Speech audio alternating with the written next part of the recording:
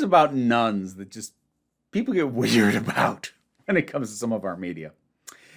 Video game review, Nunholy. I played this one on stream once and then played it on my own time. It's fun. It's a little rough. Not in a janky way, but in a, I have a handful of notes that I would give. Let me put it this way. This is pretty good for what it costs, because this is a low-cost game. I think this is currently $8 on Steam, and I got about 14 hours out of it, which seemed decent to me. I've beaten it all the way through twice. The two different ways that you're intended to be it, the easier way and the harder way. I've done both. It's not an exceptionally difficult game, but I did have fun with it. The first thing that I feel like I need to stress, given that aesthetic, it is not as jiggly a game as you might think, given that art. It is a bit like all the characters you actually interact with, very much that, but like they're the characters you get upgrades from. It's the shopkeepers. It's the the healer on your way into a run. The actual enemies, bosses, and the rest of it, not super leaning into this. The overall aesthetic, I would hearken to something like Vampire Hunter D, which is a solid overall aesthetic for me. Gameplay wise, this is definitely taking its cues from Hades. It has a similar isometric. Every time you clear a room, here's two options. What's what one's going to give the reward that you want more, kind of a setup. The sort of the main mechanical hook is that as you work your way through, anytime you clear a room, there's I forget what they're called, but there's basically experience points. Now you can either claim them as experience points and level up and get a bunch of abilities that are associated with that, or you can break them and turn them into a currency that you can then use to buy items. And the items, you have an inventory that's sort of one of those Tetris-style inventories where you can, shift your stuff so you can fit as much as possible. And just by having an item, you get the benefit. If it's in your inventory, you get the benefit. It's all passive in that way. So the easy way, and the way most people probably play through their first time, is to take the experience, level up, and just work your way through, because there are definitely some skills that make it pretty easy. The harder way through it is to take no experience, never level up even once, and to just try and make up for the fact that you're not leveling up with what items you are able to get your hands on, which is, of course, randomized. It is a roguelike in that sense. The narrative thing for that is that you are a half vampire. So when you take the experience points and level up, you are embracing your vampire half, which leads to the bad ending. And if you never level up once, you are preserving your human half, which gives you the good ending. I have seen both. They're not particularly elaborate. It really is more for just a little bit more of a challenge.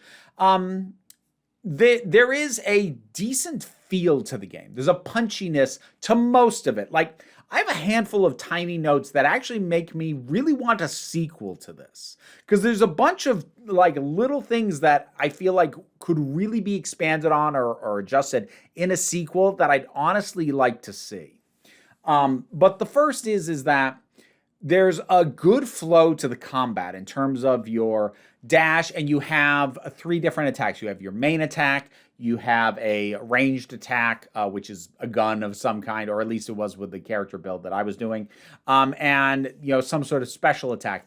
And you'd be surprised how good the combat feels pretty much the whole way through, just off those three things. Because, you can swap them around to some other ones, but I stuck to the same three things all the way through, just because it made leveling those up easier, because you can get a currency that'll give you permanent upgrades for certain things, even separate from the idea of leveling up on a run. So But the combat feels punchy, especially using the gun, like dashing through an enemy, hitting them twice from behind, and then turning around and blasting another one feels really good. There's a pretty subtle but pretty consistent lock on that really helps, because oftentimes when you're dealing with anything with range damage in an isometric setting, I can often feel like I can't aim worth a damn. This has a lock on that doesn't feel like it is, jerking you around all over the place, but it feels responsive and it feels good. I felt good taking out the hordes in the rooms. That having been said, there isn't the best enemy variety. There's 4, I think, different sections, so 4 main areas, and there are different enemies in each one, but there's like 3 or 4 enemies per section, and you have to go through multiple rooms in each section. They do seem to have a rotating roster of bosses. So like going through, I fought multiple bosses. Other than like the very last one, you might get, there's like a collection, like here's all the possible area 1 bosses. Here's all the possible area 2 bosses. That shakes it up a little bit. That helps a little. The one thing combat related is there isn't a lot of sense of feedback when you get hit. Like there isn't a sound effect, and there's no vibration on the controller, and there's no visual cue for when you take damage. So what would happen is that like I'd wade into the fray, and I'd feel every impact that I was landing on the enemies, but I wasn't noticing how much damage I was taking, and then suddenly I in a worst case scenario, I'd lose the run. Or short of that, I just come out of it going, oh, if I'd realized I was getting hit that much, I would have dashed away and regrouped. But I didn't realize it because I was focusing on the fight, not looking at the meter for my health. So like I think a little more feedback for when you're taking damage would be helpful. That's one thing. The camera's a little... All right, so there's sort of a combination issue.